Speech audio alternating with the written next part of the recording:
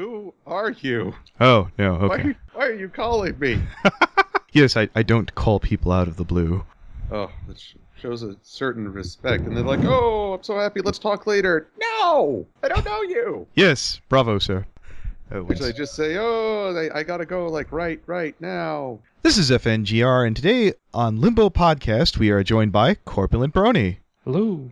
And our returning, defending champion, CloudCuckooCountry! Hello. As well as, yes. I would make a Rocky reference, but I actually haven't seen the film because I'm a nerd. As well as this week's King of Limbo, Silver Quill. This is my Stallone. Yes. That's pretty good stuff. I was if Anthony was going to be it here, I wanted him to do it. I was like, his voice would have sounded so much better as an announcer. So, before I take over the podcast, and actually since we're a one-man show anyways, does anyone want to lead out first? Corpulent, have you anything prepared? No, go ahead. Silver, what field of study, if you attended college, did you go through? Well, I went through broadcasting for a bachelor's, and I've just gotten an associate's in graphic and web design. Oh, just this year, or? Yeah, just graduated in December. Oh, solid. I don't mean to be a downer after this, but this is a reoccurring theme. I like to mention this because I think there are a lot of college students who can identify with this one. The current reigning champion is currently Tommy Oliver at 44,000. What is your current college debt? Thankfully, I've been able to stay debt-free. Oh, you lucky. Well done, sir. I won't miss that kidney. Very I currently pinched this one off of one of my previous guests here. What is your favorite book and genre? Favorite book is Ender's Game. Mm-hmm. I think CloudCuckooCountry can understand that. Yeah. But also, please don't hurt me. That's okay, I'm a wimp in real life. Oh, no, I was waiting for the rest. Is there something beyond Ender's Game? There is. Well, Yeah. Definitely not beyond Thunderdome. But actually, fantasy is usually where my bread and butter. But like I say, sci-fi and fantasy, they're similar but different. And Ender's Game just ekes out ahead because I love it so for its characters. Have you read any of the sequels to Ender's Game? Or? Oh, Speaker for the Dead, Children of the Mind. I've read them. I've read the quadrology, I guess it's called.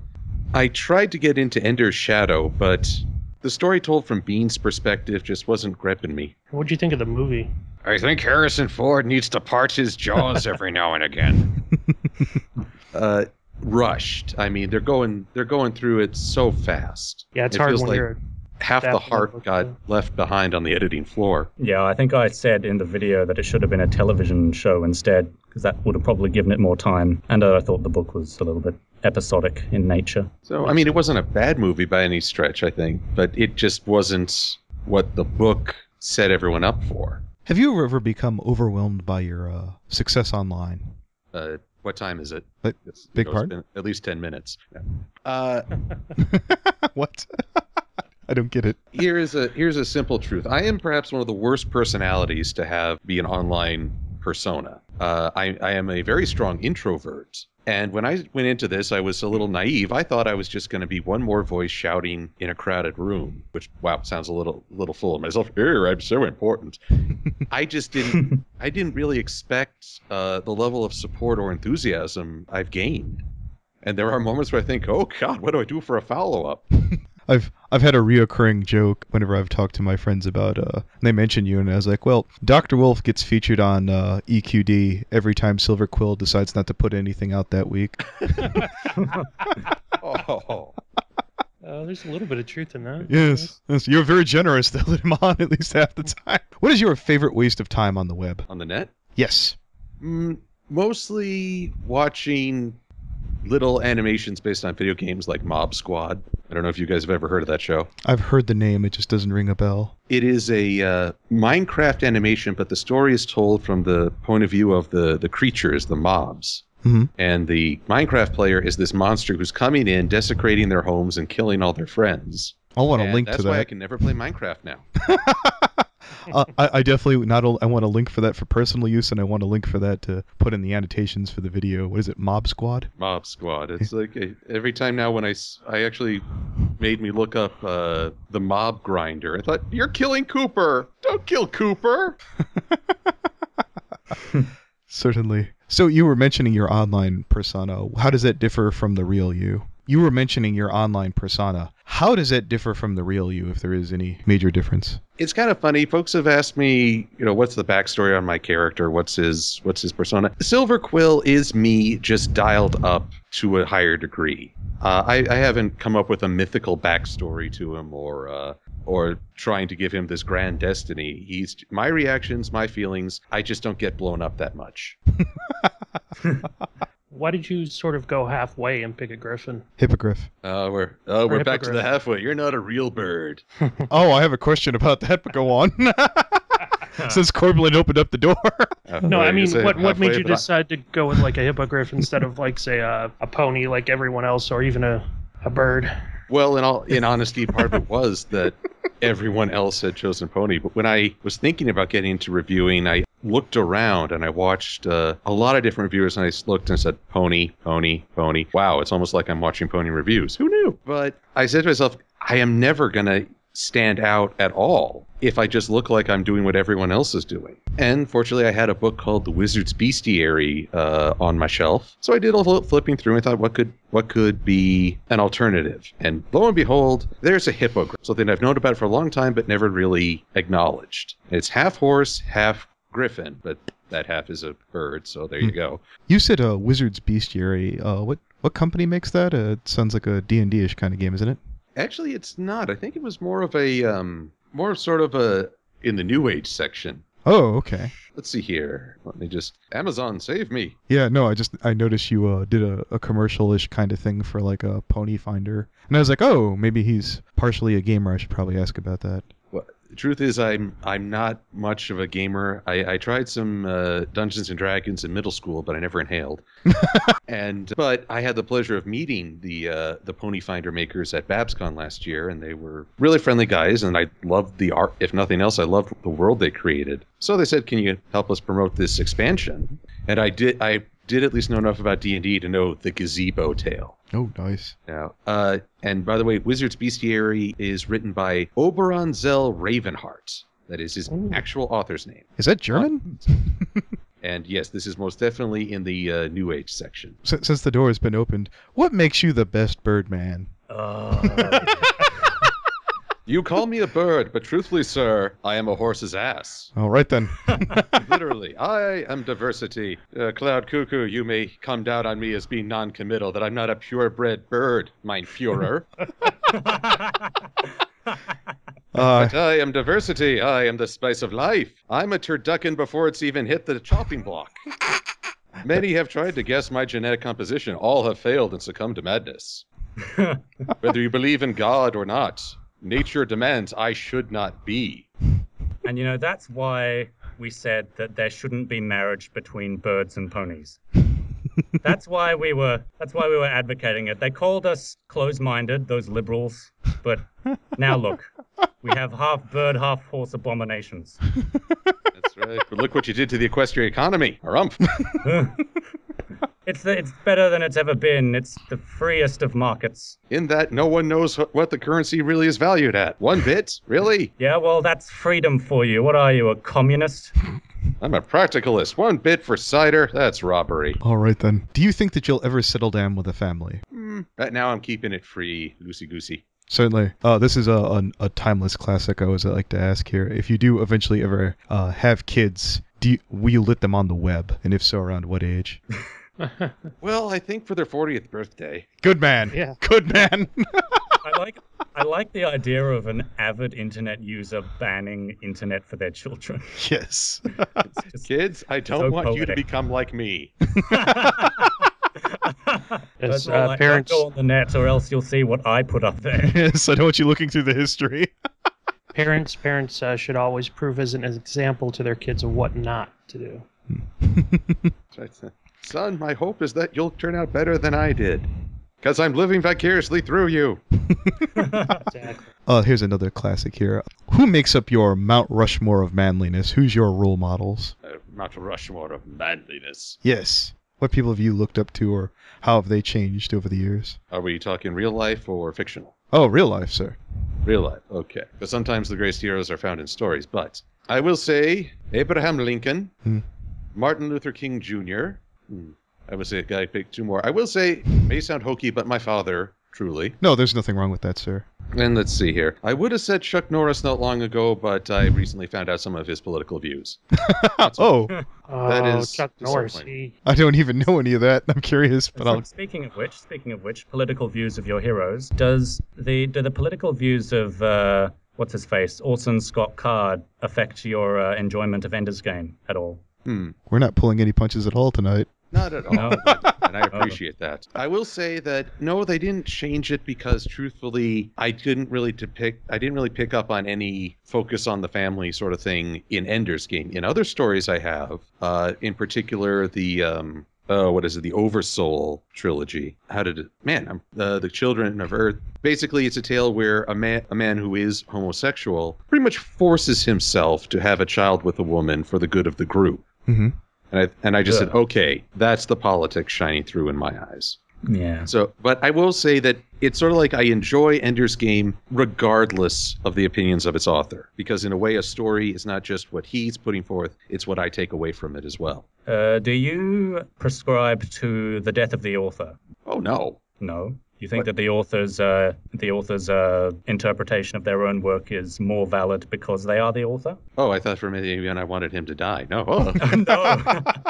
Well, I mean, some people might, but I mean, like the essay written by that post-structuralist guy. I keep forgetting the name of. Like you said, the author's interpretation of their own work is no more valid than an audience member's interpretation of the same work. Do you believe that's true? That implies that all opinions are created equal, and people may cry foul at this, but I think someone who's formed an opinion based on thought and reflection and maybe multiple readings is a more solid opinion than someone who just skimmed the first few pages. Oh yeah, that's not what that's not what the guy said. He didn't say every single opinion is equally valid. He just said that the author's opinion is not more valid simply by virtue of them being the author of the text. That I will agree with, because there's always the law of unintended consequences. And to deny that simply because I'm the author, I wrote it, what I say goes, no. I go to a writing group, believe me. People take some weird things away, and you can't lecture an audience, no, you're not supposed to think like that. The whole point of writing is you get people thinking. That said, I never learned how Freudian sword fights are until I tried to write one.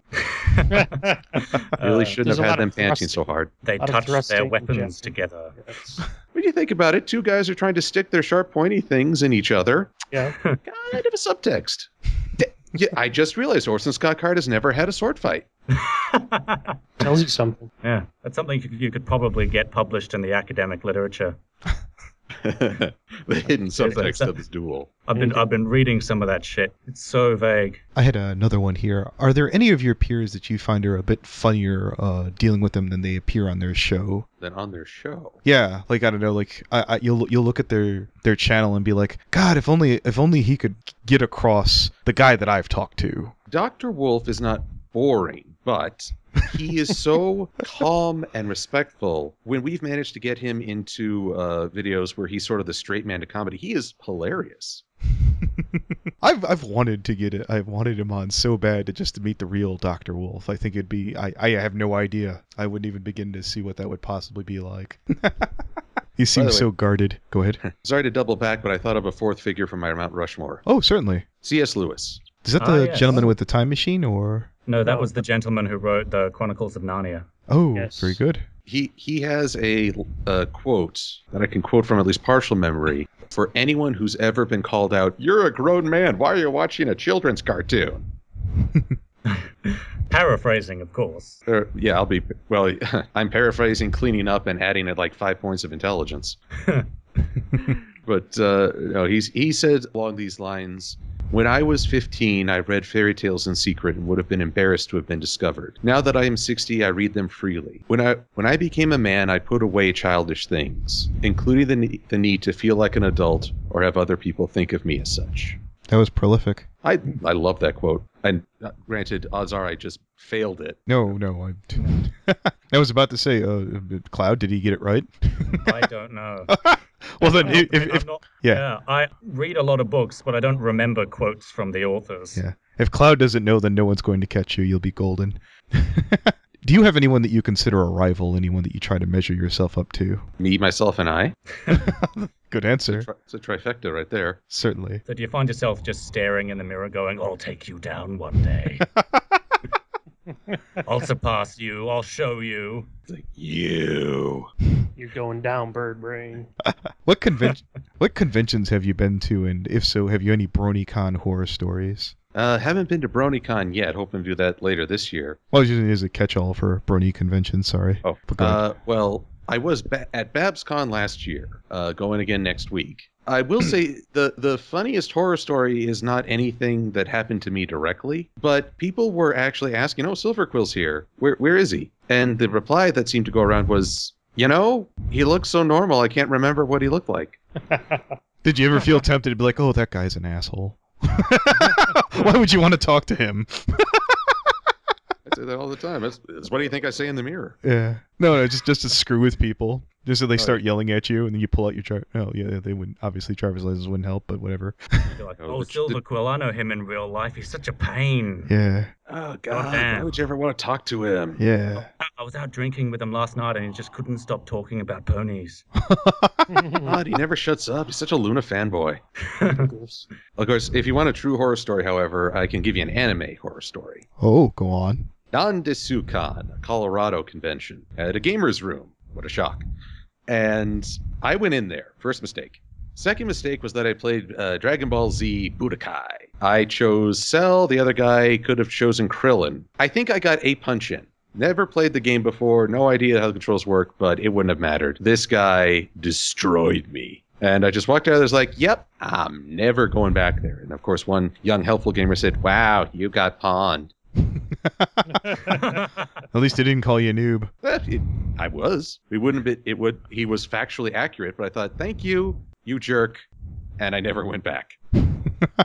I'm sorry that went so poor for you. Let's see here. Well, hey, gamers are serious folk. Yeah. They're also racist 10-year-olds. I'm going to try this one out. This is the part of the podcast where I screw up infinitely. Oh no. Yeah, this is that one. Don't do it. Tell me something that you feel makes America great.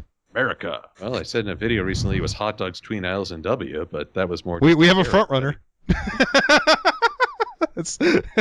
When Putin seemingly vanished for a week, yeah, and everybody was speculating, they came up with the idea that if he had been replaced in a coup, we might actually have someone more hostile. There's always the chance that it could be worse. Mm-hmm. In a strange way, our system allows that you can have a poor leader. You can have someone that just people think didn't do well. And there's no fear that we're going to be crushed under a regime. The politicians may wish to inspire that so they can get reelected. Mm-hmm. But America's system has weathered the worst. And even when our election was so messed up we didn't have a president by night's end, there was no rioting in the streets or collapse of government. I respect the system as an ideal. Individuals, not so much. So the best part of the American system is stability? The bloodless transfer of power, yes. So would you say it's idiot-proof? Oh. No. I defy you to find a system in the world that can't reach beyond the idiot. I overreached What's great about America, it's not as bad as the Middle Ages. We were doing so well there, Cloud. No, we can, what was it? Christopher Moore summed it up nicely. Your average peasant woke up, went to back-breaking labor, caught the plague, died, went to bed, and got up the next morning to do the same thing again. I believe the quote I associate with sort of the, well, at least it's not as bad thing was, I forget who said it, but he said, democracy is the worst form of government, except all the other ones we've tried so far. I always like that quote. I got it from Civ 4. That game had so many good quotes.